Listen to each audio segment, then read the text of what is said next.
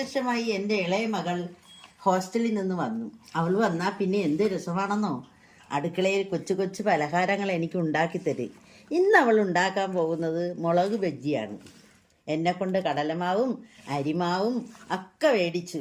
അങ്ങനെ അവൾ എന്ത് ചെയ്യുന്നു, മുളക് ബജ്ജി ഉണ്ടാക്കുന്നു. ഒരു ദിവസം പച്ചക്കറി മേടിച്ചപ്പോൾ അതിൽ ബജ്ജി മുളക് ഉണ്ടായിരുന്നു. എനിക്കത് കണ്ടിട്ടൊന്നും തോന്നിയില്ല. ഹോസ്റ്റലിൽ വന്നുടനെ ഫ്രിഡ്ജ് തുറന്നപ്പോൾ അവളത് കണ്ട് ഉടനെ മാവെടുത്ത് കലക്കി മുളക് അതിൽ മുക്കി വെച്ചിരിക്കുന്നു. പാൻ അടുപ്പി വെച്ചു. പാൻ ചൂടായി. വെളിച്ചെണ്ണ അതിലേക്ക് പകരുന്നു. വെളിച്ചെണ്ണ അതിലേക്ക് പകർന്നു. വെളിച്ചെണ്ണ ചൂടാകുന്നവരെ അല്പനേരം നിൽക്കണം. ആത്മഹത്യാ ഭീഷണി മുഴക്കി നിൽക്കുന്ന ബജ്ജി മുളകൾ ഓരോന്നോരോന്നായി എണ്ണയിലേക്ക് എടുത്ത് ചാടി. അത് എണ്ണയിൽ കിടന്ന് അങ്ങനെ മുരിഞ്ഞു പാകമാകുന്നു. സ്വാദിഷ്ടമായ മുളക് ബജ്ജി തയ്യാറായി കഴിഞ്ഞു.